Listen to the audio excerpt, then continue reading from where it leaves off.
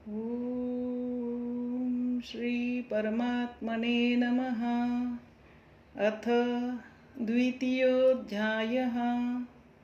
संजय उवाच तन्तथा कृपयाविष्टमश्रुपूर्णाकुलेक्षणं विषीदन्तमिदं वाक्यमुवाच मधुसूदनः। करुणेने व्याप्त झालेल्या, अतिशय दुःखी झालेल्या व ज्याचे डोळे अश्रूने भरून आले आहेत अशा त्या अर्जुनाला पाहून मधुसूदन म्हणजे उन्मादाचा मदाचा नाश करणारे भगवान श्रीकृष्ण म्हणाले. श्री भगवानुवाच कुतस्त्वाकश्मलमिदं विषमे समुपस्थितम् अनार्यजुष्टमस्वर्ग्यमकीर्तिकरमर्जुन.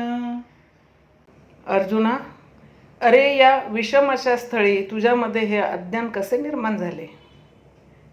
येथे विषम स्थळ म्हणजे त्याच्यासारखे दुसरे कोणतेही स्थळ या पृथ्वीतलावर नाही असे. ज्या स्थळावर लौकिक गोष्टीचा विचार केला जात नाही, पारलौकिक हेच ज्याचे लक्ष आहे, अशा निर्विवाद ठिकाणी हे अज्ञान तुझ्या ठिकाणी कुठून निर्माण झाले? तुम्ही म्हणाल, सनातन धर्माच्या रक्षणासाठी कटिबद्ध असणाऱ्या अर्जुनाच्या ठिकाणी अज्ञान कुठून असणार? सनातन धर्माच्या रक्षणासाठी अत्यंत तत्पर राहणे किंवा प्राणांचीही तमा न बाळगणे हे काय अज्ञानाचे द्योतक आहे? यावर भगवान श्रीकृष्ण उत्तर देतात, हो, ते अज्ञानच आहे. कारण अशा प्रकारचे आचरण आजपर्यंत कोणत्याही महानुभावाने केलेले नाही. या आचरणाने, या कृतीने स्वर्गही मिळणार नाही व कीर्तीही मिळणार नाही.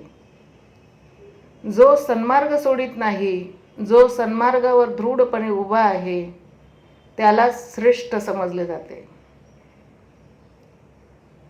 आपल्या कुटुंबासाठी सर्वस्वाचा त्याग करणे, मरायला सिद्ध होणे हे जर अज्ञान नसते तर अनेक महापुरुष त्याच मार्गाने गेले असते.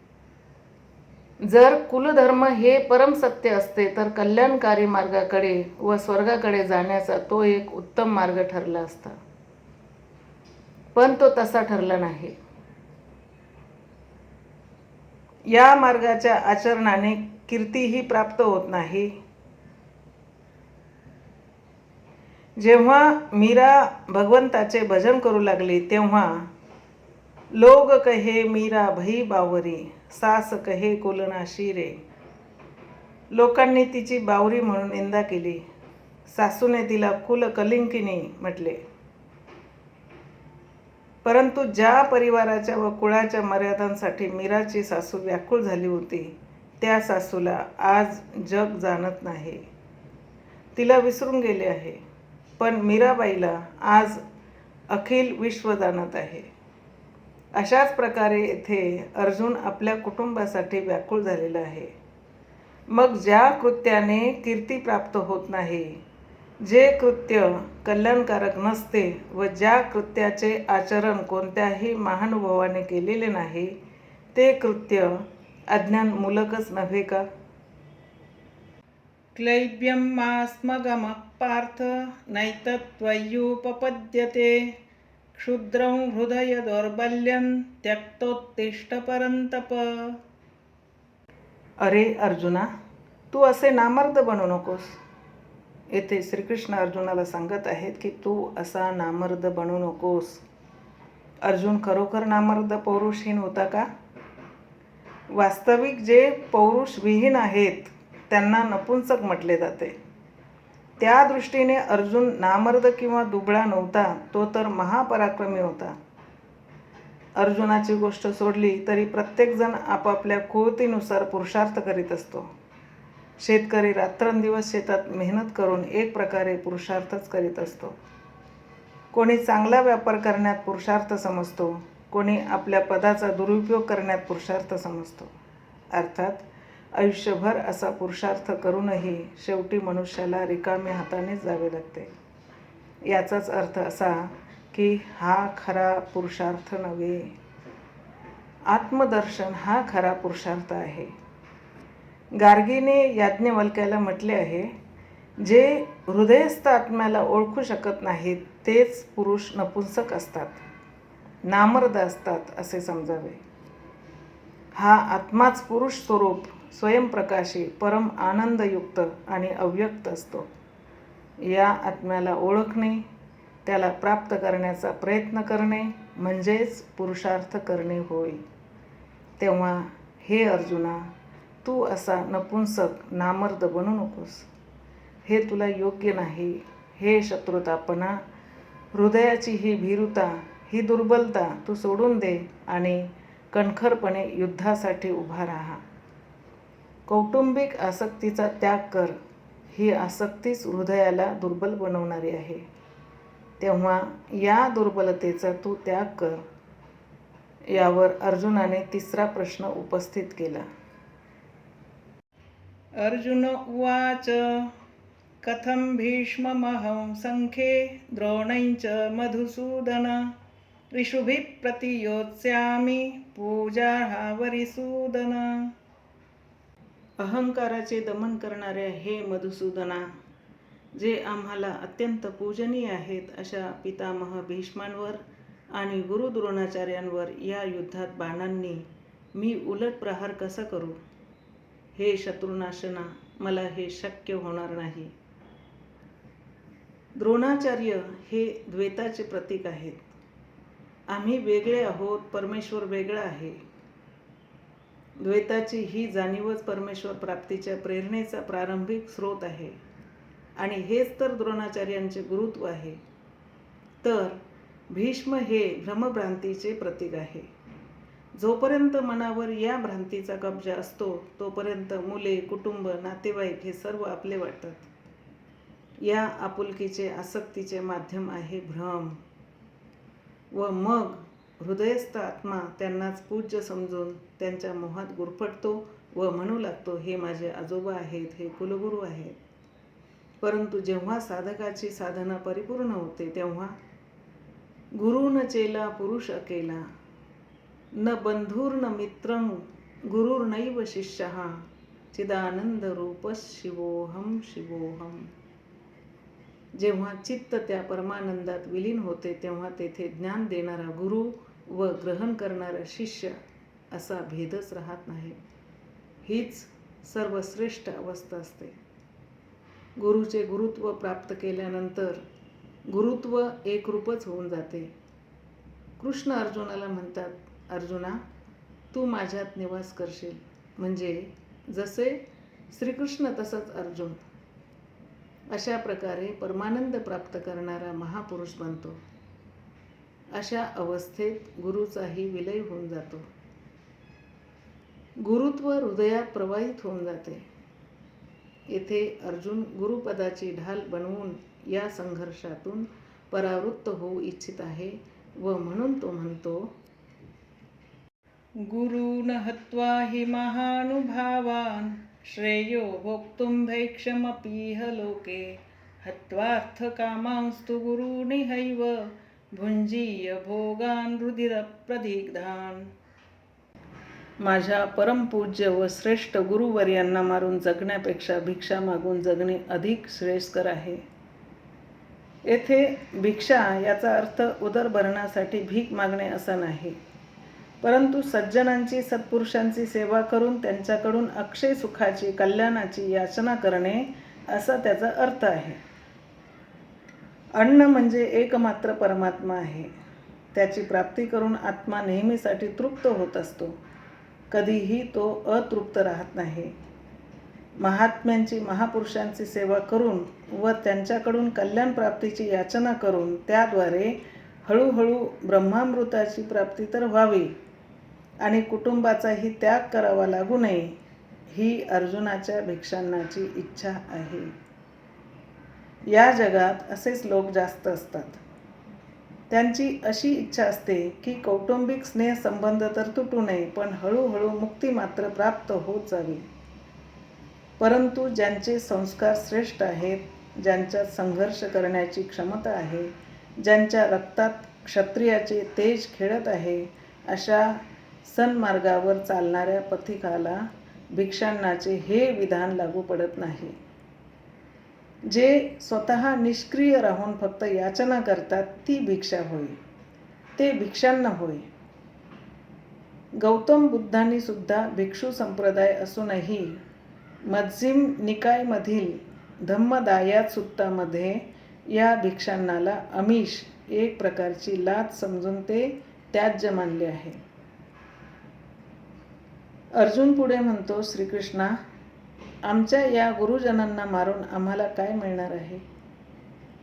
अरे, जे भोग भोगायला मिळतील ते सुद्धा त्यांच्या रक्ताने माखलेले असतील.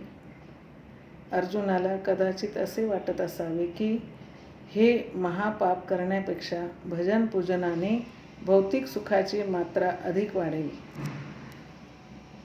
कारण इतका भयंकर संघर्ष करून दुसरे काय मिळणार? शरीराला सुखकारक वाटणारे अर्थयोग आणि काम भोगच ना. म्हणून तो पुन्हा म्हणतो, न चैतद्विद्मः कतरन्नो गरीयो यद्वा जयेम यदि वा नो जयेयुः यानेव हत्वा न जिजीविषामस्तेव स्थिता प्रमुखे धार्तराष्ट्राः. आम्हाला ऐश्वर्य भोग मिळेल हे देखील कुठे निश्चित आहे. आणि आम्ही जे समजत होतो ते सर्व अज्ञान होते हे सिद्ध झाल्यामुळे आता आम्ही काय करणे श्रेयस्कर आहे हेही आम्हाला समजेनासे झाले आहे. शिवाय आम्ही त्यांना जिंकू की ते आम्हाला जिंकतील हे आम्हाला माहीत नाही.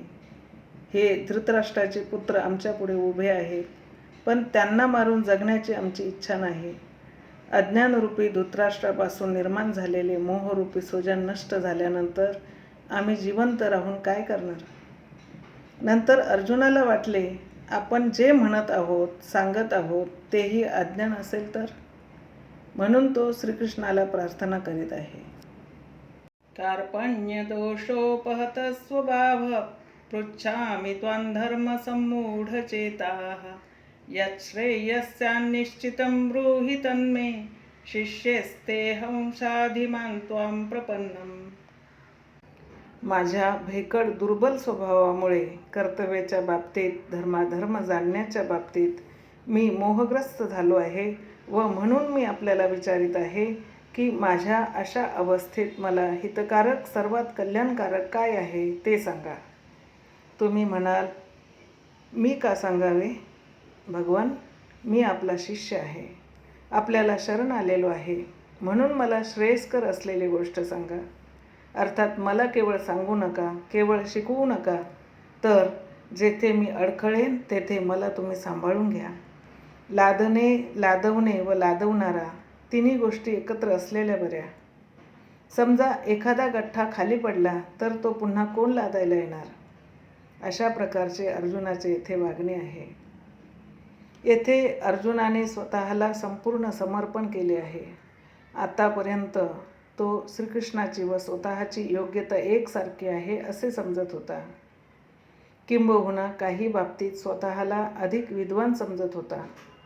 येथे मात्र आपला स्वतःचा सांभाळ, स्वतःचे रक्षण करण्याचे कार्य अर्जुनाने श्रीकृष्णावर सोपवले आहे. मनुष्याच्या लक्ष्यपूर्तीपर्यंत सद्गुरू साधकाच्या हृदयात राहून त्याच्याबरोबर वाटचाल करतात. जर तसे ते त्याच्याबरोबर राहिले नाहीत तर मनुष्य हा भवसागर पार करू शकत नाही. ज्याप्रमाणे उपवर कन्येला संयमाचे शिक्षण देत तिचा विवाह होईपर्यंत तिचे कुटुंबीय तिचे रक्षण करतात, त्याच प्रकारे सद्गुरू शिष्याच्या अंतर आत्मारूपी रथाचे सारथी बनून संसाररूपी घाटातून त्याला बाहेर काढून इप्सित स्थळी त्याला पोचवतात. येथे अर्जुन धर्माधर्म जाणण्यास असमर्थ झालेला आहे, म्हणून तो श्रीकृष्णाला म्हणत आहे, भगवान, आणखी एक गोष्ट मला समजावून सांगा. नहि प्रपश्यामि ममापनुद्यात् यच्छोकमुच्छोषणमिन्द्रियाणाम् अवाप्य भूमावसपत्नमृद्धौ राज्यं सुराणामपि चाधिपत्यम्. पृथ्वीवरील निष्कंटक व धनधान्य संपन्न असे राज्य किंवा स्वर्गातील सर्व देवतांवर अधिपत्य गाजवणारे असे इंद्रपद जरी मला मिळाले तरी मला त्याचा काही उपयोग होणार नाही. कारण माझ्या इंद्रियांना शोषून टाकणारा हा शोक मला नाहीसा करता येणार नाही. माझ्या जीविताचे शोषण करणाऱ्या या शोकाने मला इतके ग्रासले असल्यामुळे मी हे सर्व घेऊन करू तरी काय? जर माझ्या वाट्याला असा हा शोकच येणार असेल तर भगवान मला क्षमा करा. अर्जुनाला वाटले, आपण असे म्हटल्यावर श्रीकृष्ण आपल्याला युद्ध करायला सांगणार नाहीत. संजय उवाच एवमुक्त्वा ऋषिकेशं गुडाकेशः परन्तपः न योत्स्य इति गोविंद मुक्त्वा तूष्णीं बभूवः.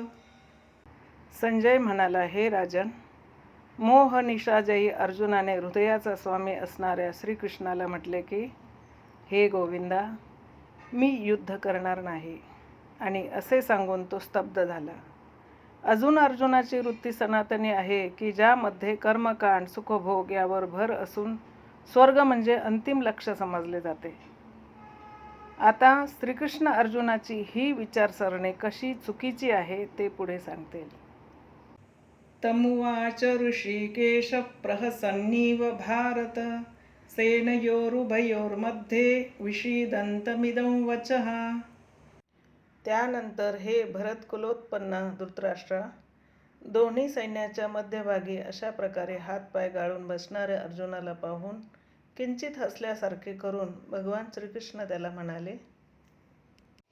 श्री भगवानुवाच अशोचानन्वशोचस्त्वं प्रज्ञावादांश्च भाषसे गतासु न गतासूंश्च नानुशोचन्ति पंडिताः. अरे अर्जुना, तू ज्याचा शोक करणे योग्य नाही त्यांचा तू शोक करीत आहेस आणि वर पांडित्याच्या पोकळ गोष्टी करीत आहेस. जे ज्ञानी आहेत, जे खरे पंडित आहेत, ते जिवंत असलेल्यांबद्दल किंवा मेलेल्यांबद्दल शोक करीत नाहीत. तू पांडित्यपूर्ण गोष्टी खूप करतोस, परंतु तू खरा ज्ञानी नाहीस. कारण न त्वेवाहिंजातुनासं न त्वन्नेमे जनाधिपाः न चैव न भविष्यामः सर्वे वयमतः परम्. अरे, मी म्हणजे आध्यात्मिक सद्गुरू पूर्वी नव्हतो असे नाही, किंवा दयाशीलतेचा अधिकारी तू अगर हे राजे म्हणजे राजसी वृत्तीत वसत असणार अहंकार पूर्वी नव्हता असे नाही. तसेच आपण सर्वजण ह्यापुढे असणार नाही असेही नाही. अरे, सद्गुरूचे अस्तित्व सदैव असते, तसेच दयाशीलतेचे अस्तित्व सदैव असते. येथे योगेश्वर कृष्णाने योगाच्या सनातनत्वावर प्रकाश टाकला आहे व सांगितले आहे की योग भविष्यातही अस्तित्वात असणार आहे. जे मृत्यू पावले आहेत त्यांच्याबद्दल शोक का करू नये त्याचे कारण सांगताना ते म्हणतात. देहिनोऽस्मिन् यथा देहे कौमारै यौवनै जरा तथा देहान्तरप्राप्तिर्धीरस्तत्र न मुह्यति. ज्याप्रमाणे देहधारी जीवात्म्याला बाल्य, तारुण्य व वृद्धत्व या अवस्था प्राप्त होत असतात, त्याप्रमाणे मृत्यूनंतर हा जीवात्मा दुसऱ्या शरीरात प्रवेश करत असतो. म्हणजे त्याला दुसरा देह प्राप्त होत असतो व म्हणून ज्ञानी लोक कधीही मोह पावत नाही किंवा गोंधळून जात नाहीत. या देहात काही काळ बाल्य, काही काळ तारुण्य व काही काळ वृद्धत्व दिसते, तरी पण तो आत्मा एकच असतो, तो मनुष्यही तोच असतो. त्याप्रमाणे मृत्यूनंतर त्या जीवात्म्याला वेगवेगळे देह प्राप्त होत असतात व जोपर्यंत परिवर्तनापेक्षा श्रेष्ठ अशी वस्तुगती मिळत नाही तोपर्यंत जीवात्म्याचे हे परिवर्तन सुरूच असते. मात्रा स्पर्शास्तु कौन्तेय शीतोष्ण सुखदुःखदाः आगमापायिनो नित्यस्तां स्थितिक्षस्व भारत. हे कुंतीपुत्रा, शीत उष्ण सुख दुःख देणारे इंद्रिय व विषय ह्यांचे संयोग ह्यांना उत्पत्ती व नाश आहे. ते अनित्य आहेत, क्षणभंगूर आहेत. म्हणून हे भरतवंशी अर्जुना, तू त्यांचा त्याग कर, तू ते सहन कर. त्यांनी तू मोहित होऊन विकल होऊ नकोस. अर्जुन इंद्रिय व विषय यांच्या संयोगातून निर्माण होणाऱ्या सुखाच्या चिंतनाने विव्हळ झाला होता. इतका सद्गुणी व श्रेष्ठ आचरण असणारा अर्जुन इतका गोंधळून गेला होता की कुलधर्म, कुलगुरूंची पूजनीयता किंवा त्यांच्याबद्दल असणारा नितांत आदर या सर्व गोष्टी म्हणजे इंद्रियांची क्षणिक ओढ आहे. या भावना, स्नेह, आदर हे सर्व क्षणिक आहे, नाशवंत आहे. विषयांचा संयोग कधीच नित्य असत नाही व असणारही नाही. आणि इंद्रियांची तेवढी क्षमताही नाही. ही गोष्ट त्याला समजत नव्हती. म्हणून श्रीकृष्ण म्हणतात, हे अर्जुना, या इंद्रियांपासून निर्माण होणाऱ्या जाणीवांचा तू त्याग कर किंवा तू त्या सहन कर. पण अर्जुनाला ते सहन करणे का अशक्य आहे? ती काय हिमालयातील लढाई होती की रेगिस्तानमधील? की अर्जुनाला तीव्र थंडीत किंवा तीव्र उष्णतेला तोंड द्यावे लागणार होते? ही तर समशीतोष्ण वातावरण असणाऱ्या कुरुक्षेत्रावरील लढाई होती. अर्थात या सर्व बाह्य गोष्टी आहेत. येथे खरी लढाई होती हृदय देशाशी. तो हा संघर्ष आहे. त्याचे येथे चित्रण आहे. येथे क्षेत्र व क्षेत्रज्ञ यांच्यामधील संघर्ष आहे. येथे आसुरी संपदेचे दमन करून सर्वसंग परित्याग करून ईश्वरात विलीन होऊन जायचे आहे. मनबुद्धीसह भगवतमय झाल्यावर दैवी संपदेचेही तेथे अस्तित्व उरत नाही. कोणते विकारच उरत नाहीत. मग दुष्ट किंवा सुष्ट प्रवृत्ती कुठून आक्रमण करणार? योगी अशा पूर्णत्वाला पोचल्यानंतरच त्याला परम शांती प्राप्त होत असते. ही गीता म्हणजे अंतःप्रवृत्तीच्या लढाईचे चित्रण आहे. तेव्हा या प्रवृत्ती, इंद्रियांच्या जाणीवा, त्यांचा त्याग का करायचा, त्याने काय लाभ होईल, याचे उत्तर श्रीकृष्णांनी पुढे दिले आहे. यं हि न व्यथयन्ते ते पुरुषं पुरुषर्षभ समदुःख सुखं धीरं सोमृतत्वाय कल्पते. श्रीकृष्ण म्हणतात, हे पुरुषश्रेष्ठा, जो मनुष्य सुखदुःख समान समजतो व जो त्यांनी विचलित होत नाही, म्हणजे जो दोन्ही अवस्थांमध्ये स्थिर असतो, तो मोक्षाला योग्य होतो. तो अमृतत्व प्राप्त करण्यास पात्र असतो. अर्जुनाला असे वाटत होते की या युद्धाचा परिणाम म्हणजे जिंकलो तर पृथ्वीचे राज्य प्राप्त होईल व मृत्यू आला तर स्वर्ग प्राप्त होईल. श्रीकृष्ण म्हणतात, अरे, तुला ना स्वर्ग मिळेल ना पृथ्वी. तुला येथे अमृतत्वाचा लाभ होईल.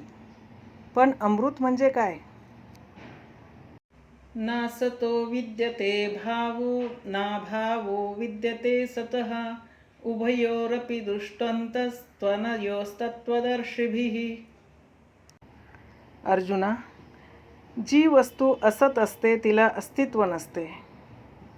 अरे, अभावाला अस्तित्व नसते, कारण ती वस्तू अस्तित्वातच नसते. जी वस्तू असतच नाही ती थांबवशील कशी?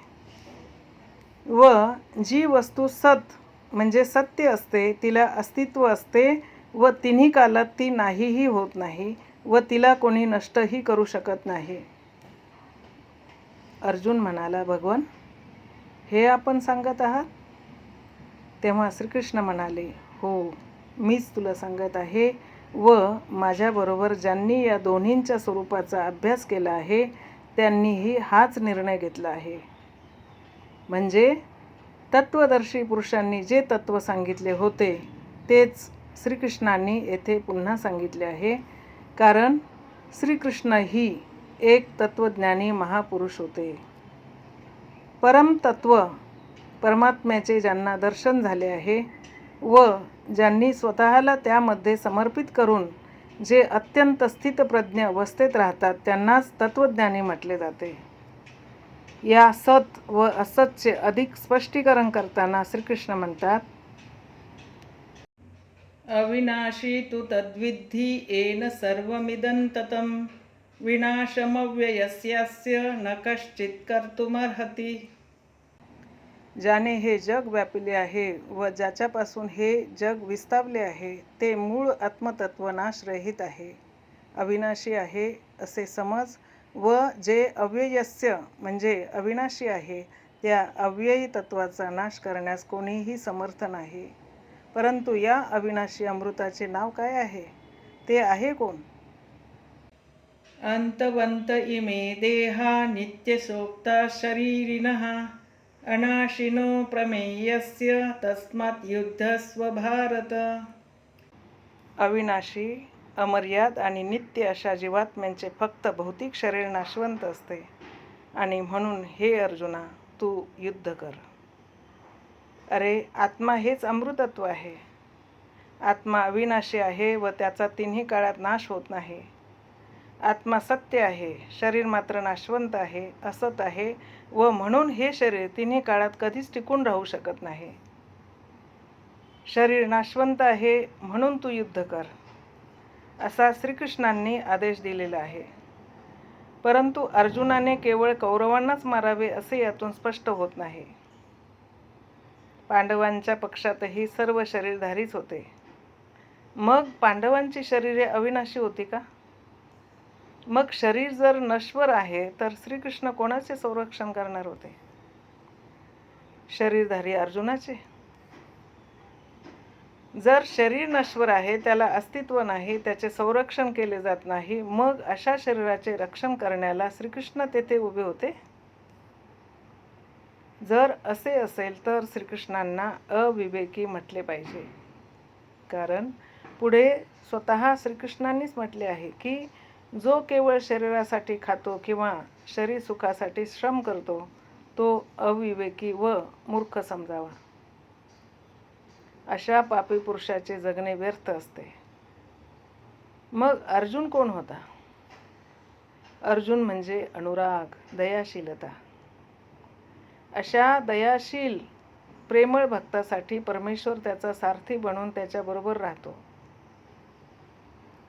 मित्राप्रमाणे त्याला मार्गदर्शन करतो. म्हणजे येथे अर्जुन म्हणजे शरीर नव्हे. शरीर म्हणजे जीवात्म्याचे आवरण आहे, त्याच्या राहण्याचे घर आहे व त्यात राहणारा जो जीवात्मा तो दयाशील आहे.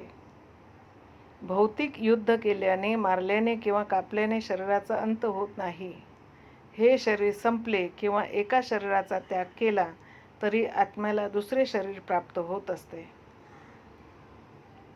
या संदर्भात श्रीकृष्णांनी म्हटले आहे की ज्या प्रकारे शरीराला बाल्य, युवा किंवा जरा अवस्था प्राप्त होत असतील त्या प्रकारे मृत्यूनंतर आत्म्याला वेगवेगळे शरीर प्राप्त होत असते.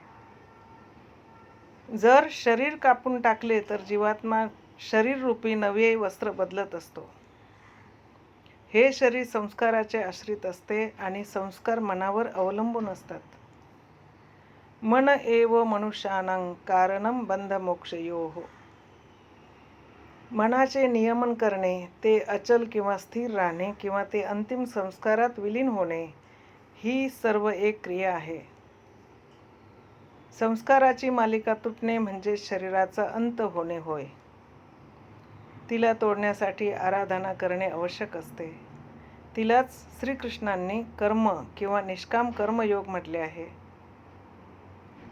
श्रीकृष्णाने प्रत्येक वेळी युद्धासाठी प्रेरित केले आहे, पण भौतिक युद्ध किंवा हिंसा यांचे समर्थन करणारा एकही श्लोक नाही. कारण हे युद्ध आहे ते सजातीय व विजातीय, सुष्ट व दुष्ट प्रवृत्तींचे आहे व ते अंतरंगात आहे. येनौ वेत्ति हन्तारं यश्चैनं मन्यते हतम् उभौ तौ न विजानीतो नायौ हन्ति न हन्यते. ज्यांना असे वाटते की जीवात्मा हा मारणारा आहे किंवा मारला जाणारा आहे, त्या दोघांनाही काही समजत नाही. कारण आत्मा हा कोणाला मारितही नाही व कोणाकडून मारलाही जात नाही. न जायते म्रियते वा कदाचित् नायं भूत्वा भविता वा न भूयः अजो नित्यशाश्वतोऽयं पुराणो न हन्यते हन्यमाने शरीरे. हा आत्मा कधी जन्मतही नाही किंवा कधी मरतही नाही, कारण तो फक्त वस्त्र बदलत असतो. हा जन्मला व पुन्हा नाहीसा झाला असेही कधी होत नाही, कारण हा जन्मरहित नित्य, शाश्वत आणि पुरातन आहे. देहाचा नाश झाला तरी ह्याचा नाश होत नाही. तेव्हा आत्माच सत्य आहे, आत्माच पुरातन आहे, आत्माच शाश्वत आणि सनातन आहे. मग आपण कोण? आपण सनातन धर्माचे अनुयायी आहोत. सनातन कोण आहे? तर आत्मा. तेव्हा आपण आत्म्याचे अनुयायी आहोत. आत्मा, परमात्मा आणि ब्रह्म हे एक दुसऱ्याचे पर्याय आहेत. मग आपण कोण? तर शाश्वत धर्माचे उपासक आहोत. शाश्वत कोण आहे? शाश्वत आत्मा आहे. तेव्हा आपण सर्वजण आत्म्याचे उपासक आहोत. जर आपण चैतन्यमय आत्म्याचा मार्ग जाणत नसाल तर आपल्याजवळ शाश्वत सनातन नावाची कोणती गोष्टच नाही. त्याची तुम्ही वाट पाहत असाल तर तुम्ही आशावादी आहात, परंतु सनातन धर्मी म्हणता येणार नाही. सनातन धर्माच्या नावावर चुकीच्या रूढीचे तुम्ही शिकार आहात. जगातील सर्व मानव मात्रात आत्मा एकसारखाच असतो. तेव्हा जगात कुठेही कोणी आत्म्याचा मार्ग जाणत असेल व तो त्या मार्गावर प्रयत्नशील असेल तर ती व्यक्ती सनातन धर्मी आहे असे समजावे. मग ती व्यक्ती स्वतःला ख्रिश्चन समजो, मुसलमान समजो किंवा यहुदी समजो अथवा कोणीही समजो, ती सनातन धर्माचे पालन करणारी आहे. वेदा विनाशिनं नित्यै येन मजमव्ययम् कथं स पुरुष पार्थ कंघातयति हंतिकम्. पार्थिव शरीराला रथ बनवून ब्रह्मरूपी लक्ष्यावर अचूक नेम मारणाऱ्या पृथापुत्र अर्जुना, ज्याला आत्मा हा अविनाशी, नित्य, जन्मरहित व अक्षय आहे हे समजले, तो पुरुष कसा मृत्यूचे कारण होईल किंवा स्वतः कोणाला कसा मारील? अविनाशीचा नाश असंभव आहे. अजन्म जन्मतच नाही, म्हणून शरीराचा शोक करू नये. याचेच स्पष्टीकरण करताना श्रीकृष्ण म्हणतात, वासांसी जीर्णानि यथा विहाय नवानि गृह्णाति नरोपराणि तथा शरीराणि विहाय जीर्णा न्यन्यानि संयाति नवानि देही. ज्याप्रमाणे मनुष्य जुनी वस्त्रे टाकून दुसरी नवी वस्त्रे परिधान करतो, त्याचप्रमाणे जीवात्मा जुन्या शरीराचा त्याग करून नवे भौतिक शरीर धारण करतो. जर जीवात्मा जीर्ण शरीराचा त्याग करत असतो तर मग काही लहान मुले का बरे मरतात? त्यांचे शरीररूपी वस्त्र तर नवे असते. त्यामुळे त्याचा उलट विकास व्हायला हवा. मग असे का घडते? याचे कारण म्हणजे मनुष्याचे शरीर संस्कारावर आधारित असते. जेव्हा संस्कार जीर्ण होतात तेव्हा आत्मा शरीराचा त्याग करतो.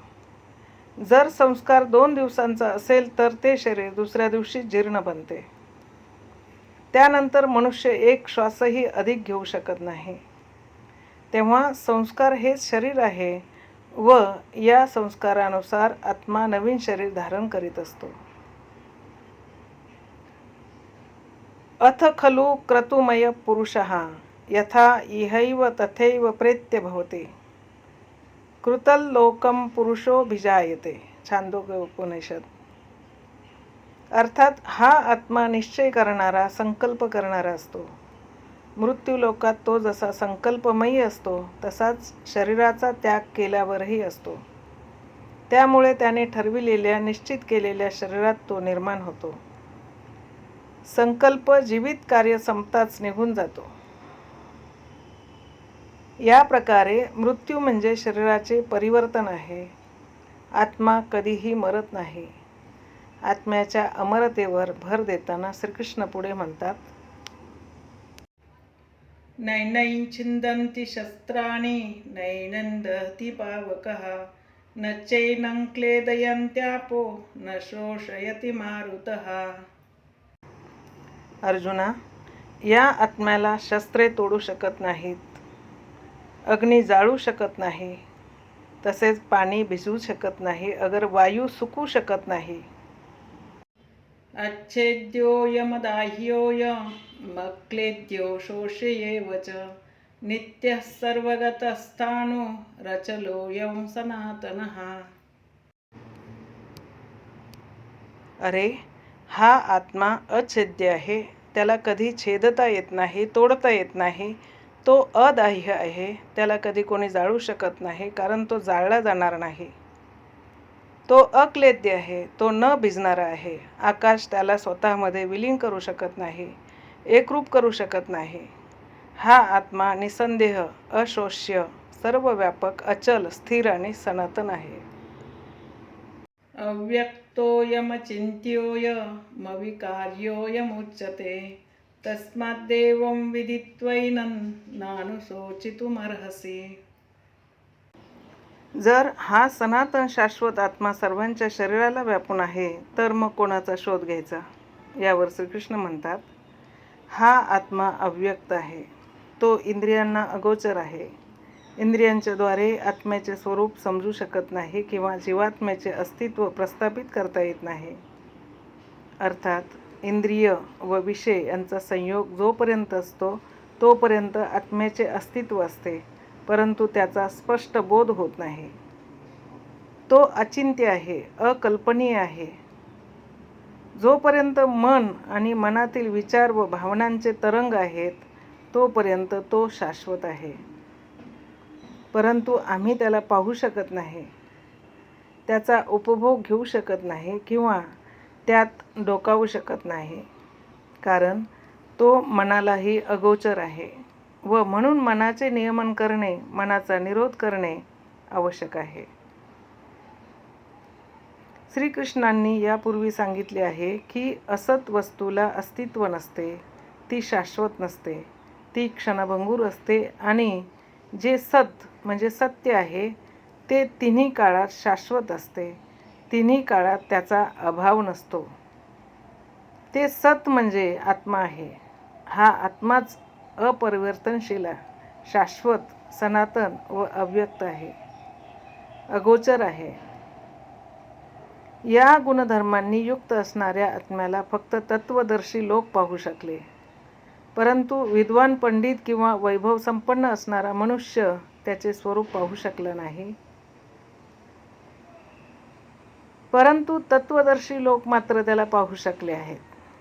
श्रीकृष्णांनी पुढे सांगितले आहे की तत्व म्हणजेच परमात्मा होय. मनाच्या निरोध कालात साधक या परमात्म्याचे दर्शन घेऊ शकतो, त्याच्यात प्रवेशही करू शकतो. जेव्हा साधकाला परमात्म्याचा साक्षात्कार होतो तेव्हा स्वतःचा आत्माही ईश्वरीय गुणांनी युक्त असल्याचे त्याला दिसते.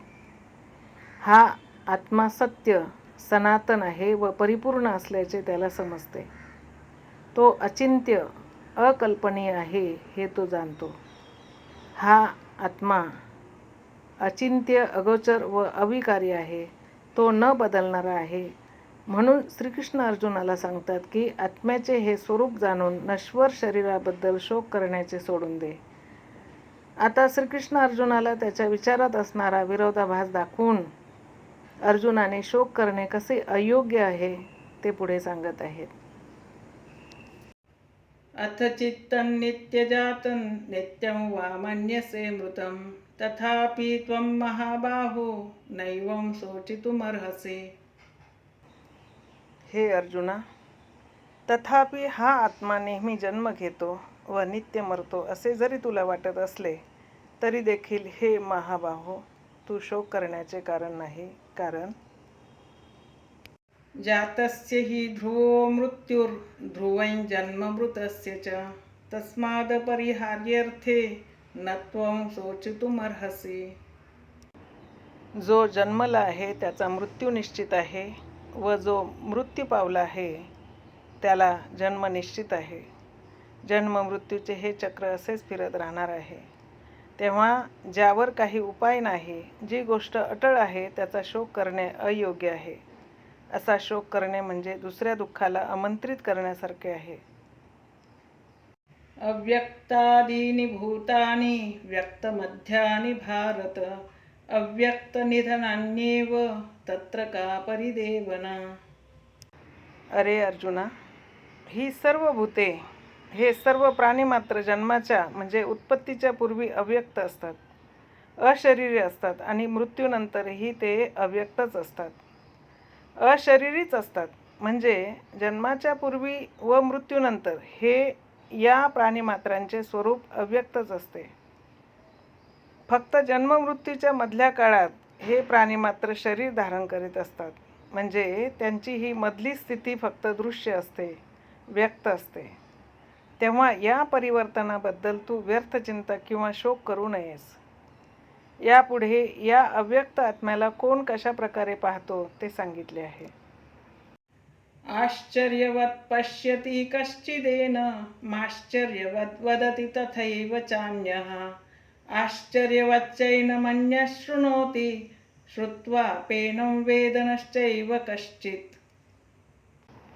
यापूर्वी श्रीकृष्णांनी म्हटले होते की तत्वदर्शी लोक या आत्म्याला पाहू शकतात. परंतु आता हे म्हणतात तत्वदर्शन करणारे लोक हे महापुरुष असतात व ते फार विरळ असतात आणि असे काही महापुरुष या आत्म्याकडे आश्चर्य म्हणून, अद्भुत वस्तू म्हणून पाहतात. केवळ ऐकत नाही तर त्याला प्रत्यक्ष पाहतात. तर दुसरे काही महापुरुष आश्चर्यकारक म्हणून त्याचे वर्णन करतात. अर्थात जे पाहू शकतात तेच त्याचे यथार्थ वर्णन करू शकतात. दुसरे काही साधक त्याला आश्चर्यकारक म्हणून त्याच्याविषयी ऐकतात. सर्वांनाच असे ऐकता येत नाही, कारण ही गोष्ट फक्त अधिकारी साधकांना साधते, इतरांना नाही. अरे अर्जुना, कोणी तर ऐकूनही या आत्म्याला मुळीच जाणू शकत नाही, कारण त्यांची तेवढी कठोर साधना नसते. व कठोर साधना नसेल तर मनाचा निरोध कुठून होणार? मग तुम्ही लक्षावधी ज्ञानाच्या गोष्टी ऐकल्या, समजून घेतल्या. अगदी केसाची शेंडी उपटून तुम्ही एखादी गोष्ट समजून घेतलीत किंवा समजून घेण्याची दुर्दम्य इच्छा ठेवलीत तरी मोह मोठा प्रबल असतो. त्यामुळे सर्व ऐकून समजून घेऊनही थोड्या वेळाने तुम्ही तुमच्या संसारिक उद्योगात मग्न होत असता.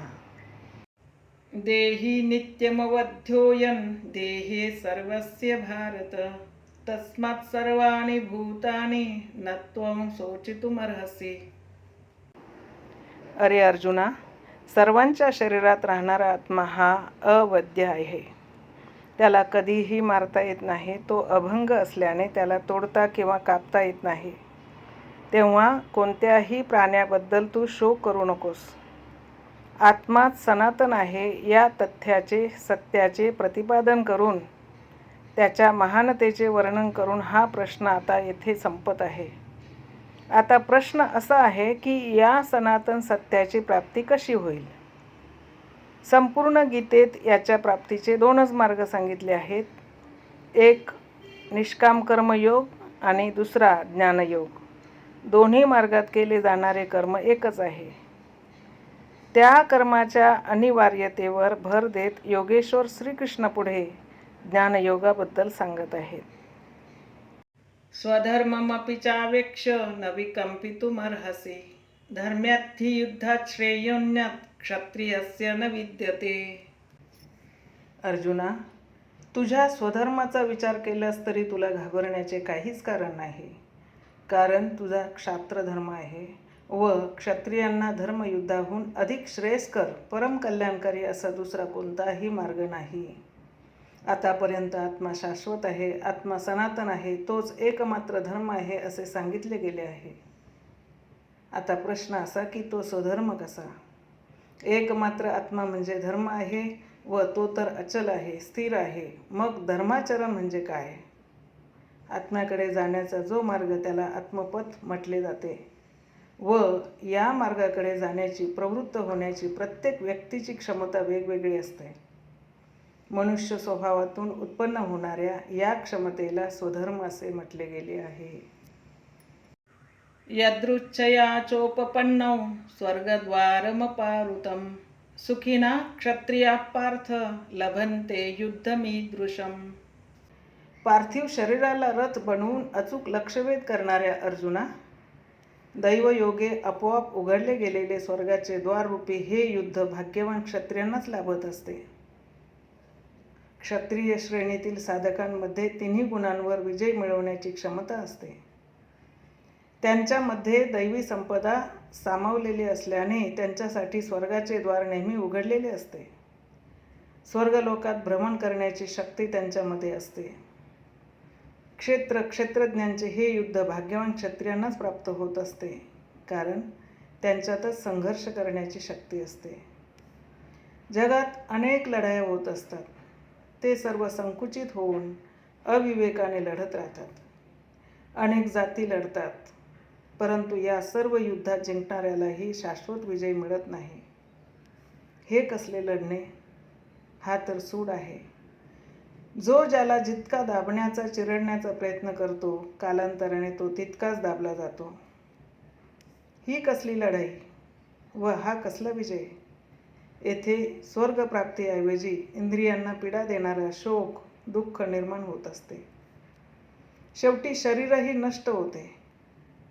वास्तविक संघर्ष तर क्षेत्र व क्षेत्रज्ञामध्ये असतो व एकदा विजय मिळवल्यावर प्रकृतीचे कायमचे नियमन होते. म्हणजे उत्पत्तीच्या कारणाचा निरोध होतो व परमपुरुष परमेश्वराची प्राप्ती होते. हा असा विजय आहे की त्यानंतर पराभव नसतो. अथ चेत्त्वमिमं धर्म्यं संग्रामं न करिष्यसि ततः स्वधर्मं कीर्तिंच हित्वा पापमवाप्स्यसि.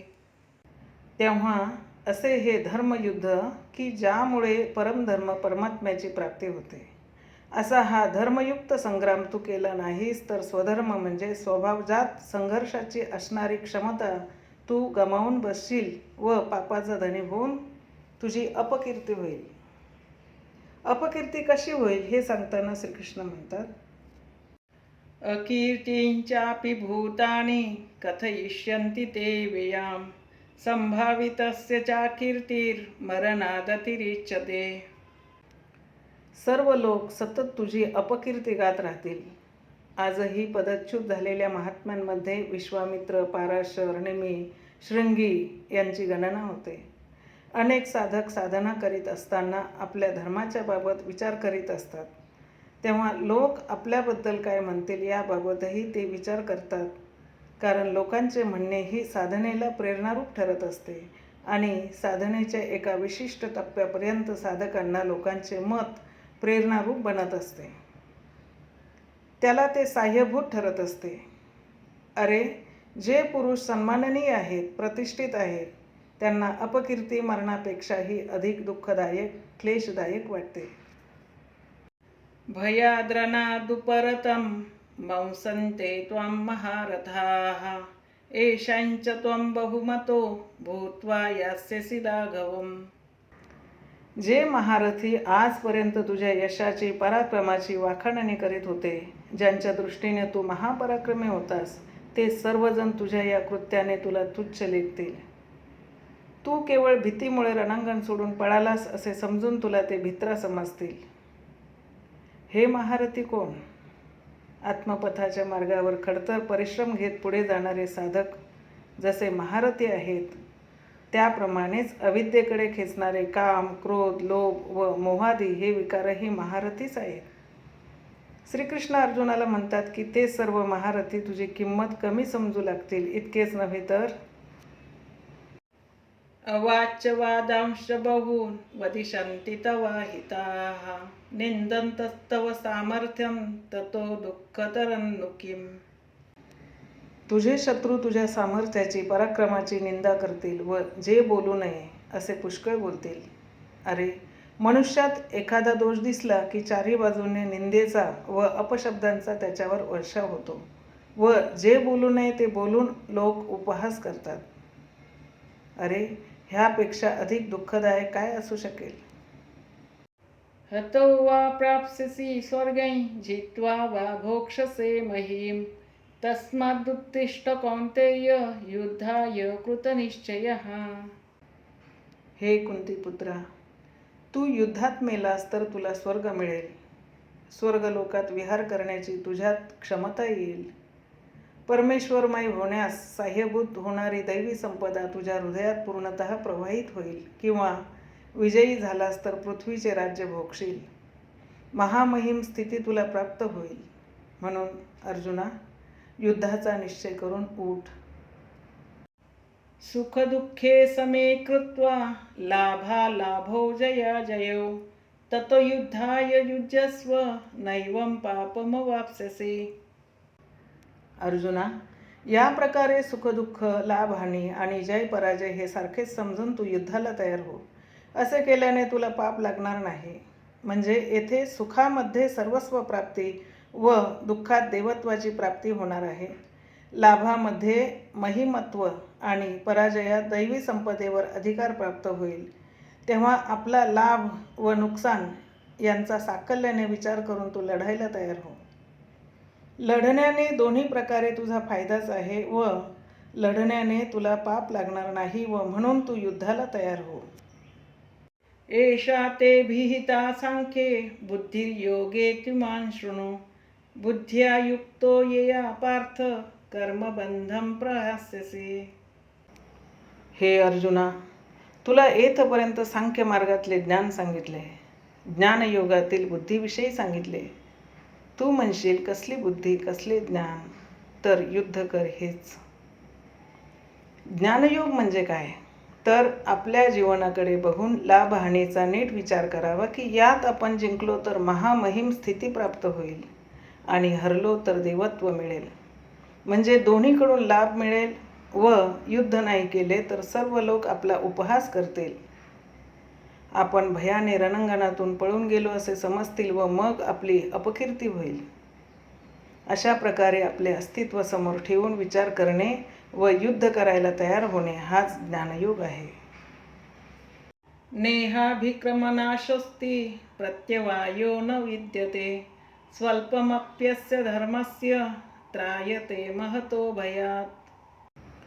ह्या निष्काम कर्मयोगामध्ये आरंभलेल्या कार्याचा अर्थात बीजाचा नाश होत नाही. यामध्ये निष्काम भावाने कर्म केलेले असल्याने मर्यादित कर्मफलाचा दोष येथे उत्पन्न होत नाही. तेव्हा या निष्काम कर्माचे म्हणजेच या कर्मयोगाचे, या धर्माचे अल्प आचरणही जन्ममृत्यूरूपी महान भयापासून रक्षण करते. तुम्ही हा कर्मयोग समजून घ्या. याप्रमाणे थोडे तरी आचरण करा. बीज रुजवा. अर्जुना, हे बीज कधीच नष्ट पावत नाही. या जड प्रकृतीमध्ये या बीजरूपी सत्याला नष्ट करण्याची क्षमता नसते किंवा ते सत्य पूर्णपणे नष्ट करण्याची कसले शस्त्रही तिच्याजवळ नसते. प्रकृती त्यावर आवरण घालू शकते किंवा थोडी अडवणूक करू शकते, परंतु आरंभलेल्या कर्माला नष्ट करू शकत नाही. पुढे श्रीकृष्ण म्हणतात की अगदी महाभयंकर पापी सुद्धा या ज्ञानरूपी नौकेने निसंदेह तरून जाऊ शकतो. नेमकी हीच गोष्ट येथे सांगितलेली आहे. ते म्हणतात, हे अर्जुना, निष्काम कर्मयोगाचे बीजारोपण कर. या बीजाचा कधीही नाश होत नाही किंवा यात कर्मयोगाने विपरीत फळरूपी दोषही प्राप्त होत नाही. स्वर्ग, रिद्धी, सिद्धी तुम्हाला देऊन हा योग तुम्हाला मध्येच सोडून देत नाही व तुम्ही जरी हा योग मध्येच सोडून दिलात तरी तो तुमचा उद्धारच करतो. या धर्माचे, या निष्काम कर्मयोगाचे अल्पसे आचरण जन्म मृत्यूरूपी महान भयापासून रक्षण करते. व्यवसायात्मिका बुद्धी रेकेह कुरुनंदन बहुशाखा ह्यनंताश्च बुद्धयो व्यवसायिनाम. निष्काम कर्मयोगात एकच व्यवसायात्मक म्हणजे निश्चयात्मक बुद्धी असते व निश्चय व परिणामही एकच असतो. यामुळे आत्मिक संपत्तीचा विकास होतो. ही आत्मिक संपदा स्थिर असते. ही आत्मिक संपदा प्रकृतीच्या द्वंद्वामध्ये हळूहळू स्थापित करणे यालाच व्यवसाय किंवा निश्चय म्हणतात. परंतु ज्याच्याजवळ ही निश्चयात्मक बुद्धी नसते, म्हणजे जे लोक अनेक प्रकारच्या इच्छा ठेवतात, ते लोक भजन पूजन करू शकत नाही असे श्रीकृष्णांचे म्हणणे आहे. कारण त्यांच्या बुद्धीला अनेक प्रकारचे फाटे फुटलेले असतात. यामिमां पुष्पितं वाचं प्रवदन्त्य विपश्रितः वेदवादरतः पार्थ नान्यदस्तीति वादिनः. कामात्मानः स्वर्गपरा जन्मकर्मफलप्रदां क्रियाविशेषबहुलां भोगैश्वर्यगतिं प्रति. हे पार्था, विषयभोगात तत्पर असणारे, वेदाच्या अर्थवादात रस असणारे, स्वर्गसुख हेच परमलक्ष मानून त्याखेरीज दुसरे मोठे सुख नाही असे समजणारे व सांगणारे तुटपुंजे ज्ञान असणारे असे अविवेकी लोक जन्म मृत्यू फल देणारी व भोग व ऐश्वर यांच्या प्राप्तीसंबंधात जिच्यामध्ये पुष्कळ कर्म सांगितले आहे अशी वेदवचने सांगतात व वेदाच्या पुष्पित रोचक वाणीच्या आधाराने ते बोलतात. या अविवेकी लोकांची बुद्धी अनंत भेदांनी युक्त असते. त्यामुळे ते कर्मफल सांगणाऱ्या वेदवाक्यांना प्रमाण मानतात, स्वर्गाला श्रेष्ठ समजतात. त्यांची बुद्धी अनंत भेदांनी युक्त असल्याने ते अनेक कर्मकांडात मग्न असतात. ते परमेश्वराचे नाव घेत असतात, परंतु विविध कर्मकांड करीत असतात. मग ही कर्मकांडे अनेक प्रकारची कर्मानुष्ठाने म्हणजे कर्म नव्हे का? श्रीकृष्ण म्हणतात, नाही, कर्मकांडे म्हणजे कर्मे नव्हे. मग ती एक निश्चित क्रिया आहे का? यावर त्यांनी येथे काही सांगितलेले नाही. ते एवढेच इथे म्हणतात की अविवेकी लोकांची बुद्धी अनंत भेदांनी युक्त असल्याने विविध प्रकारच्या कर्मकांडात ते व्यस्त असतात व त्यासाठी वेदवाक्याचे प्रमाण देऊन रोचक वाणीत ते आपले म्हणणे व्यक्तही करतात. मग याचा परिणाम काय होतो? भोगैश्वर्य प्रसक्तानां तया पहृत चेतसां व्यवसायात्मिका बुद्धिस् समाधौ न विधीयते. अर्जुना, वेदाच्या अर्थवादात मग्न झालेल्या व वेदवाक्य प्रमाण मानून रोचक वाणीत बोलणाऱ्या लोकांच्या वाणीने प्रभावित झालेल्या लोकांची विवेक बुद्धी नष्ट होते. त्यांना काहीही प्राप्त होत नाही. त्या वाणीने मोहित झालेले लोक इंद्रिय भोगात आणि भौतिक ऐश्वर्यात अतिशय आसक्त होतात. अशा पुरुषांच्या अंतःकरणात कार्यकार्याचा निश्चय करणारी बुद्धी उद्भवत नाही. भगवंताच्या ठिकाणी दृढ होणारी, स्थिर होणारी बुद्धी त्यांच्यात निर्माण होत नाही. अशा या अविवेकी लोकांची वाणी कोण ऐकते? तर भौतिक विषयभोगात, इंद्रिय भोगात व ऐश्वर्यात जे आसक्त झालेले आहेत तेच लोक अविवेकी लोकांचे बोलणे ऐकतात. अधिकारी, विवेकी, स्थिर बुद्धीचे लोक त्यांच्या बोलण्याने मोहित होत नाही, परंतु अविवेकी लोक मात्र मोहित होतात व त्यामुळे आत्मसुख देणारी, आदी तत्वात प्रवेश देणारी निश्चयात्मक बुद्धी त्यांच्यात निर्माण होत नाही. त्यांचे चित्त आत्मज्ञानात कधीही स्थिर होऊ शकत नाही. प्रश्न असा निर्माण होतो की वेदवादरतः जे वेदाच्या अर्थवादात मग्न असतात तेही चूक करतात का? यावर श्रीकृष्ण म्हणतात, त्रैगुण्य विषया वेदा निस्त्रैगुण्यो भवार्जुन निर्द्वंद्वो हि नित्यसत्वस्थो निर्योगक्षेम आत्मवान. हे अर्जुना, त्रैगुण्य विषया वेदा म्हणजे त्रिगुणांनी युक्त असणारे वेद प्रकृतीच्या 3 गुणांबाबतीतच प्रतिपादन करतात. त्यांच्या पुढचे त्यांनाही माहीत नसते. तेव्हा निस्त्रैगुण्यो भवार्जुना, तू त्रिगुणातीत हो, त्रिगुणांच्या अनुभवापलीकडे जा. पण कशा प्रकारे? यावर श्रीकृष्ण म्हणतात, निर्द्वंद्वहा, सुखदुःखादी द्वंद्वापासून अलिप्त, सतत सात्विक गुणांनी संपन्न व योगक्षेमादी स्वार्थात न पडता म्हणजेच त्या संबंधीच्या काळजीतून मुक्त हो आणि आत्म्यात स्थिर हो, आत्मनिष्ठ हो. श्रीकृष्ण म्हणतात, जो अशा प्रकारे त्रिगुणांच्या पलीकडे जाऊन आत्मनिष्ठ बनतो तो ब्रह्म म्हणजे काय ते जाणू शकतो व ब्रह्माला जाणतो, तोच विप्र होय. यावनर्थ उदपाने सर्वतः संप्लुतोदके तावन् सर्वेषु वेदेषु ब्राह्मणस्य विजानतः. चोहोकडून परिपूर्ण भरलेले जलाशय प्राप्त झालेल्या मनुष्याला लहान जलाशयाची जेवढी उपयुक्तता, जेवढे प्रयोजन असेल तेवढेच ब्रह्म जाणणाऱ्या ज्ञानसंपन्न ब्राह्मणाला वेदांचे प्रयोजन असते. तात्पर्य हेच की जो वेदार्थाचा विचार करून त्यातील इष्ट तेवढेच ग्रहण करतो, म्हणजेच जो वेदांच्या पलीकडे जातो व जो ब्रह्माला जाणतो तोच ब्राह्मण होय. तेव्हा हे अर्जुना, तू सुद्धा असा सात्विक गुणांनी संपन्न होऊन वेदांच्या पलीकडे जा व ब्राह्मण बन. अर्जुन जन्माने क्षत्रिय होता आणि येथे श्रीकृष्ण म्हणतात ब्राह्मण बन. हे कसे काय? ब्राह्मण, क्षत्रिय इत्यादी वर्ण म्हणजे मनुष्य स्वभावातील क्षमतेचे, सामर्थ्याचे नाव आहे. हे वर्ण कर्मप्रधान आहेत. ते जन्माने रूढ होणारी रूढी नव्हे. ज्याला गंगेत डुबण्याची संधी मिळाली त्याला शूद्र जलाशयाचे काय प्रयोजन? त्याप्रकारे ज्याने ब्रह्माला साक्षात जाणले आहे त्या आत्मसाक्षात्कारी महापुरुषाला, त्या ब्राह्मणाला वेदांचे तेवढेच महत्त्व असते, तेवढेच त्याचे त्यांना प्रयोजन असते.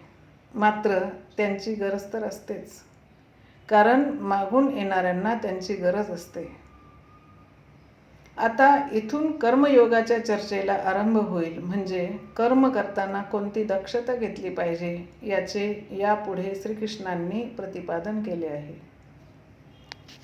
कर्मण्येवाधिकारस्ते मा फलेषु कदाचन मा कर्मफल हेतुर्भूर्मा ते संगोऽस्त्व कर्मणि. अर्जुना, तुला अधिकार फक्त कर्म करणे एवढाच आहे. कर्मफलाचा तुला अधिकार नाही. अरे, तू असे समज की तू केलेल्या कर्मापासून फळ मिळणारच नाही. म्हणून तू कर्मफळाला हेतुभूत होऊ नकोस. म्हणजेच माझ्या कर्माचे अमुक फळ मला मिळाले असा हेतू तू मनात ठेवू नकोस आणि कर्म न करण्याविषयी मनाचा कल होऊ देऊ नकोस. म्हणजेच कर्माबद्दल अश्रद्ध बनू नकोस. योगस्थः कुरु कर्माणि संगं त्यक्त्वा धनंजय सिद्ध्यसिद्ध्योः समो भूत्वा समत्वं योग उच्यते. हे धनंजया, कर्मफलाची आसक्ती सोडून, अभिलाषा सोडून, यशा अपयशाविषयी समतोल बुद्धी ठेवून तू कर्म कर. कोणते कर्म? तर निष्काम कर्म कर. समत्वं योग उच्यते म्हणजे मनाच्या या समतोलपणालाच योग असे म्हणतात. ज्या कर्माविषयी मनात विषम भावना नाही त्याला समबुद्धी असे म्हणतात. रिद्धी सिद्धी किंवा कर्माविषयीची आसक्ती मनाचा समतोलपणा बिघडवत असतात. फळाची इच्छा, फळाची अभिलाषा मनात विषमता निर्माण करत असतात. त्यासाठी अर्जुना, फलाची अभिलाषा धरू नकोस, पण कर्म करण्यात अश्रद्धही होऊ नकोस. समोर दिसलेल्या किंवा न दिसणाऱ्या सर्व वस्तूविषयीच्या आसक्तीचा त्याग करून कर्मापासून होणारी प्राप्ती अप्राप्ती यांचा विचार न करता फक्त योगयुक्त होऊन तू कर्म कर. योगामुळे चित्त विचलित होत नाही. दूरेण ह्यवरं कर्म बुद्धियोगात् धनंजय बुद्धौ शरणमन्विच्छ कृपणाः फलहेतवः. हे धनंजया, अवरं कर्म म्हणजे निकृष्ट कर्म. हे निकृष्ट कर्म म्हणजेच आसक्तियुक्त कर्म. ते बुद्धियोगापासून फार दूर आहे. फलाची अभिलाषा ठेवणारे कृपण असतात. ते आत्म्यामध्ये, परमात्म्यामध्ये कधीच रत होत नाहीत. तेव्हा समत्व बुद्धियोगाचा आश्रय कर. अरे, इच्छेप्रमाणे फल मिळाले नाही तर त्यात कल्याण कुठून असणार? साधकाने तर मोक्षाचीही अभिलाषा ठेवता कामा नये, कारण वासनांपासून मुक्त होणे यालाच तर मोक्ष म्हणतात.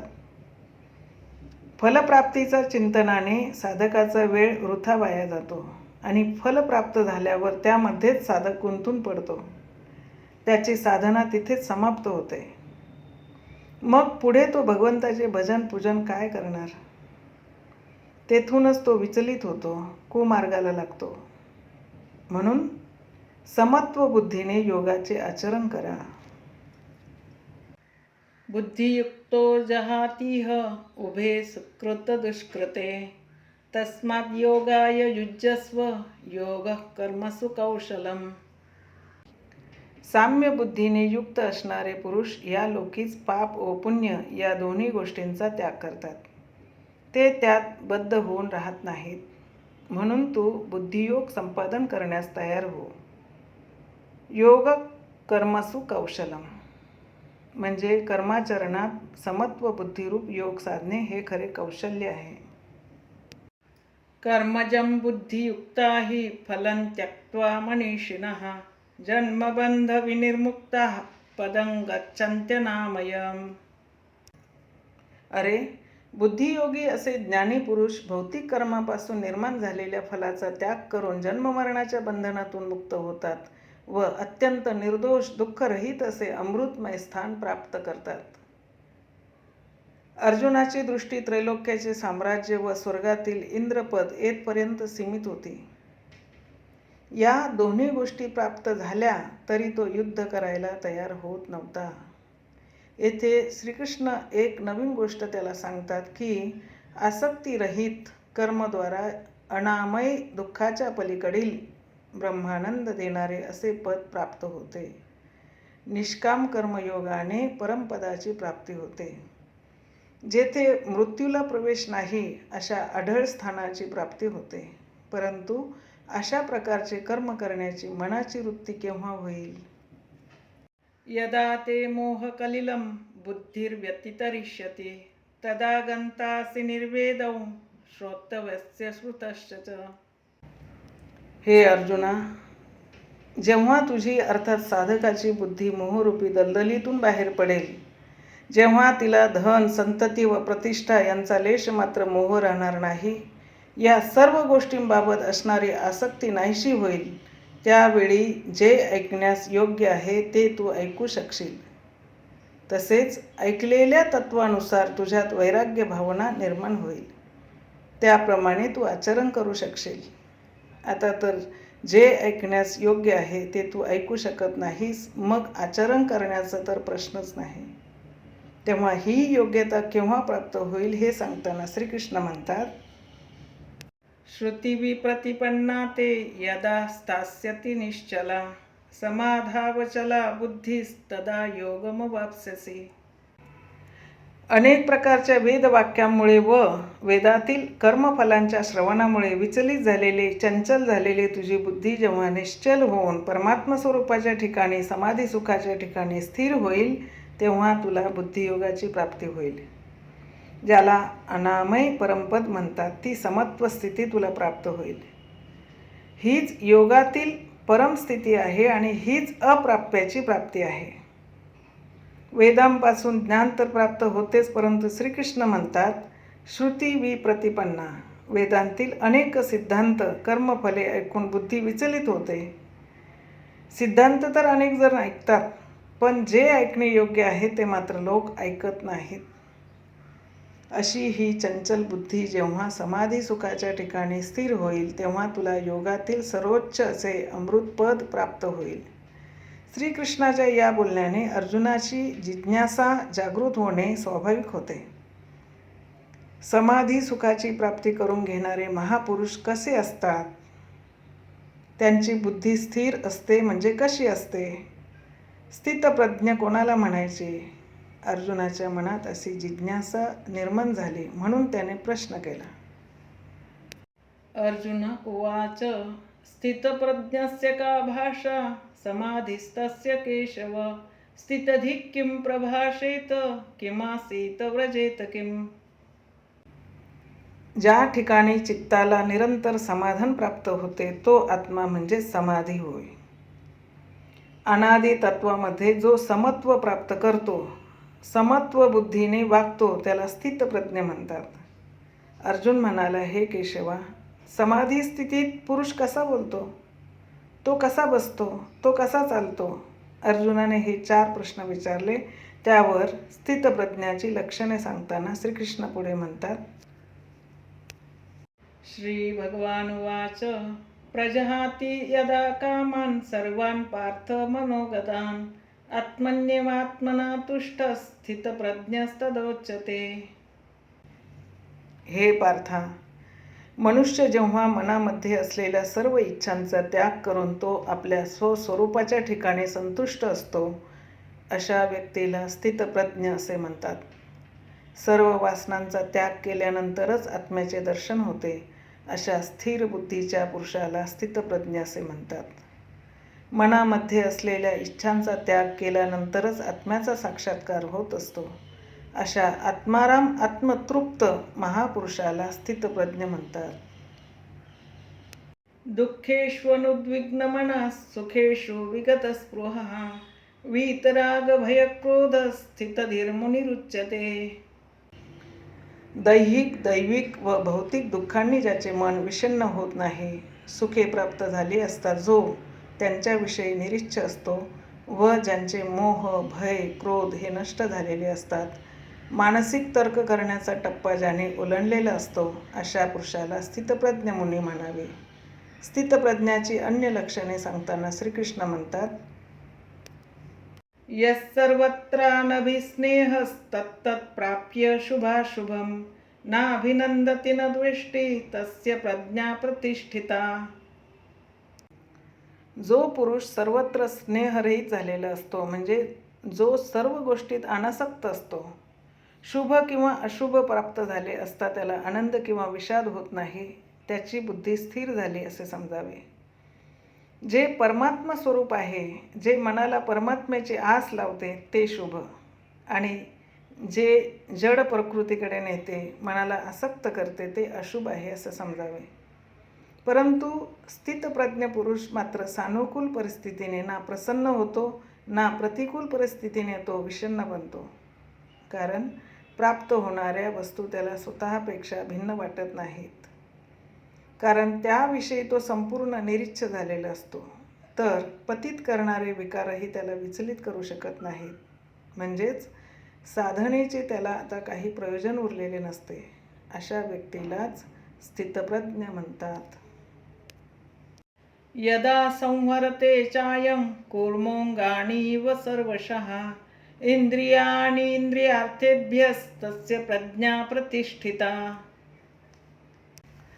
ज्या प्रकारे कासव आपल्या अवयवांना आवरून घेऊ शकते, त्याप्रमाणे स्थितप्रज्ञ व्यक्ती स्थिर असल्यामुळे आपल्या चंचल इंद्रियांना सर्व बाजूंनी आवरून घेऊ शकते.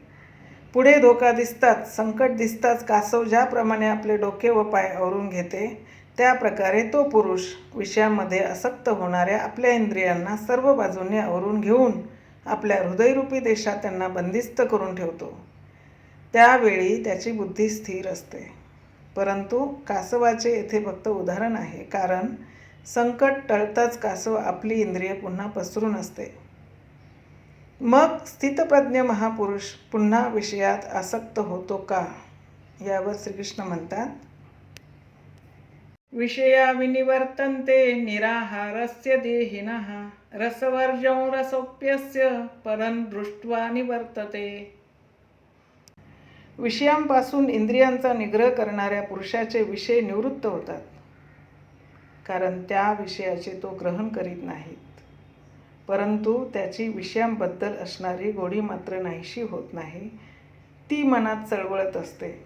पण विषयांपासून सर्व इंद्रियांना आवरून घेणाऱ्या निष्कामी पुरुषाला परमतत्व परमात्म्याचा साक्षात्कार होताच ही त्याची गोडीही नाहीशी होते.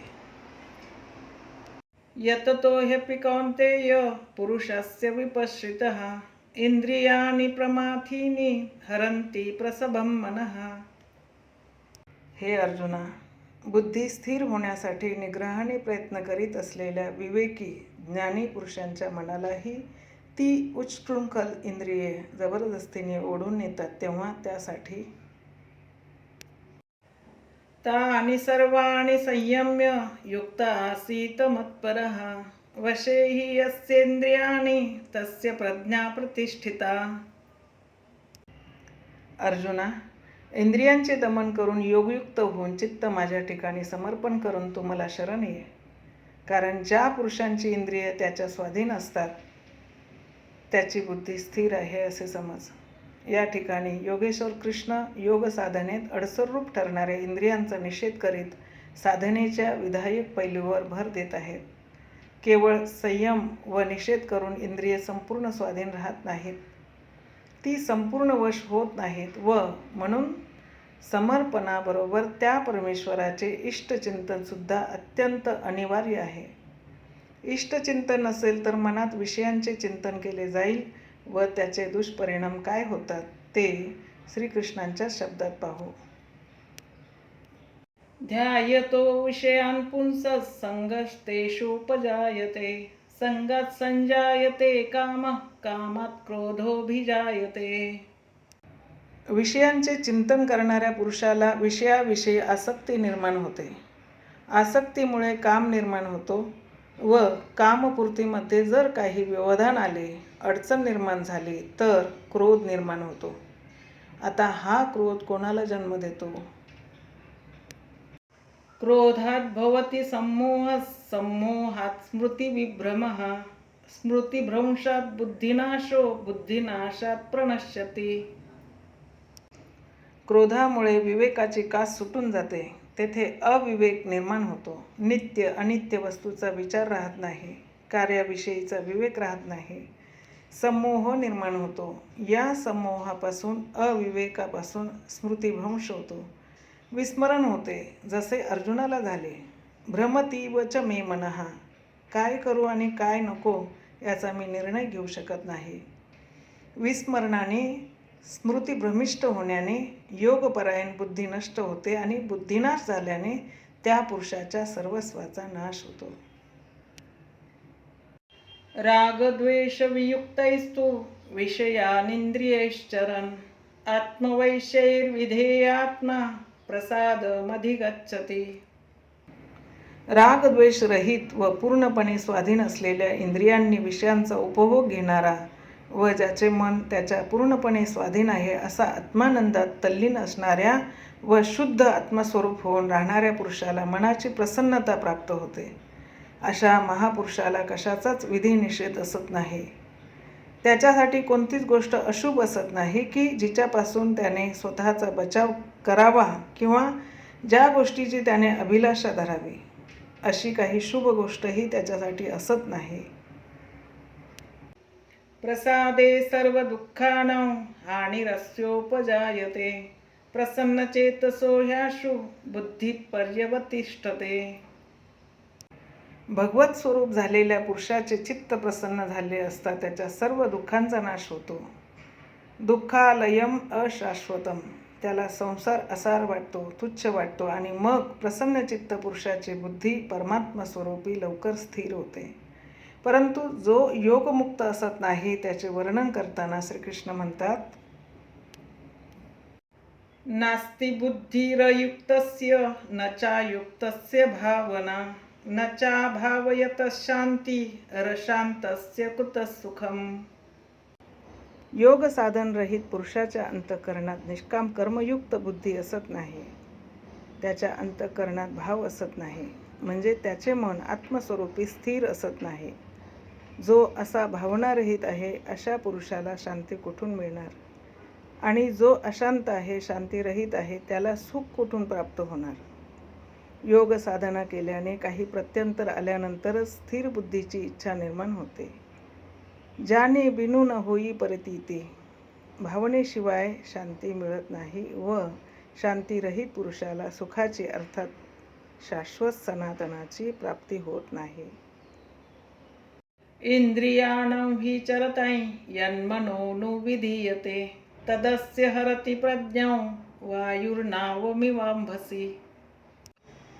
ज्याप्रमाणे सोसाट्याच्या वाऱ्याने पाण्यातील नाव भलतीकडेच ओढून नेली जाते, त्याप्रमाणेच विषयांच्या मागे धावणारे इंद्रियांपैकी ज्या इंद्रियाबरोबर मन राहते ते एक इंद्रिय जरी स्वतःची तृप्ती करण्यात गुंतले असले तरी बुद्धीला हरण करते. म्हणून साधकाने योगाचे आचरण अवश्य करावे. आचरणावर भर देताना श्रीकृष्ण म्हणतात, तस्माद्यस्य महाबाहो निगृहीतानि सर्वशः इंद्रियाणि इंद्रियार्थेभ्यस्तस्य प्रज्ञा प्रतिष्ठिता. तेव्हा हे महाबाहो अर्जुना, इंद्रियांच्या विषयांपासून ज्याची इंद्रिये सर्व बाजूंनी आवरून धरलेली असतात त्याची बुद्धी स्थिर आहे असे समजावे. येथे बाहू हे कार्यक्षेत्राचे पराक्रमाचे प्रतीक आहे. परमेश्वराला महाबाहू तसेच अजानबाहू असे म्हटले आहे. पण ईश्वर हातापायांशिवाय सर्वत्र संचार करीत असतो. जो ईश्वर स्वरूप बनतो त्यालाही महाबाहू असेच म्हटले जाते. म्हणून येथे कृष्णाला व अर्जुनाला दोघांनाही महाबाहू म्हटले आहे. या निशा सर्वभूतानां तस्यां जागर्ति संयमी यस्यां जागृती भूतानि सा निशा पश्यतो मुनेः. सर्व प्राणीमात्रांसाठी तो परमात्मा रात्रीप्रमाणे आहे, कारण तो दिसत नाही. तेथे विचार काम करीत नाही, म्हणून तो रात्र सदृश्य आहे. त्या निशारूप परमात्म्यामध्ये संयमी पुरुष चांगल्या प्रकारे चालू शकतो, पाहू शकतो, जगू शकतो, कारण तेथे त्याची पकड असते. योगी पुरुष इंद्रियांचे नियमन करून त्या संयमाद्वारे त्याच्या ठिकाणी प्रवेश मिळवितो. ज्या नश्वर सांसारिक सुखभोगासाठी सर्व प्राणी रात्रंदिवस परिश्रम करतात, तीच योग्यांसाठी रात्र असते. रमा विलासू राम अनुरागी तजत बमन जिमी जन बडभागी. रामचरितमानस. जो योगी परमार्थ मार्गात निरंतर दक्ष आणि भौतिक इच्छांमध्ये संपूर्णपणे निस्पृह असतो, तोच परमेश्वर स्वरूप होऊ शकतो. तो या जगात राहत असला तरी तेथील भौतिक पाश त्याला बद्ध करू शकत नाहीत. महापुरुषाच्या आचरणाचे वर्णन करताना श्रीकृष्ण पुढे म्हणतात, आपूर्यमाणमचल प्रतिष्ठं समुद्रमाप प्रविशन्ति यद्वत् तद्वत् कामायं प्रविशन्ति सर्वे स शान्तिमाप्नोति न कामकामी. ज्याप्रमाणे पाण्याने परिपूर्ण असलेल्या समुद्रात नद्यांचे पाणी सर्व बाजूंनी वेगात प्रवेश करते, पण समुद्रावर परिणाम होत नाही, त्याच प्रकारे परमात्मस्वरूपी स्थिर असणाऱ्या स्थितप्रज्ञ पुरुषामध्ये सर्व विकार त्याची शांती विचलित न करता प्रवेश करतात. अशा पुरुषाला परमशांती प्राप्त होत असते. विषयभोगांची अभिलाषा राखणाऱ्याला अशा प्रकारची शांती प्राप्त होत नाही. विहाय कामान्यः सर्वान् पुमांश्चरति निःस्पृहः निर्ममो निरहंकारः स शान्तिमधिगच्छति. जो पुरुष सर्व इच्छांचा त्याग करून ममत्व शून्य, निराभिमानी व निरीच्छ होऊन आचरण करीत असतो, वागत असतो, त्यालाच परमानंद देणारी परमशांती प्राप्त होते. यानंतर त्याला काहीही प्राप्त करण्याचे बाकी राहत नाही. एषा ब्राह्मी स्थितिः पार्थ नैनं प्राप्य विमुह्यति स्थित्वा स्यामन्तकालेऽपि ब्रह्मनिर्वाणमृच्छति. पार्थ, ही उपरोक्त अवस्था म्हणजेच ब्राह्मी स्थिती आहे. समुद्रवत असणाऱ्या महापुरुषामध्ये विषय नदीप्रमाणे परमात्मदर्शी असतो. अहम ब्रह्मास्मी असे नुसते म्हणण्याने ही स्थिती प्राप्त होत नाही. साधना करूनच ही स्थिती प्राप्त केली जाते. असा महापुरुष अंतकाळी देखील या अवस्थेत स्थिर होऊन ब्रह्मानंदाप्रत पोचतो. ओम तत्सदिति श्रीमहाभारते शतसाहस्र्यायां संहितायां वैयासिक्यां भीष्मपर्वणि श्रीमद्भगवद्गीतासु उपनिषत्सु ब्रह्मविद्यायां योगशास्त्रे श्रीकृष्णार्जुनसंवादे सांख्ययोगो नाम द्वितीयोऽध्यायः. श्रीकृष्णार्पणमस्तु. शुभं भवतु.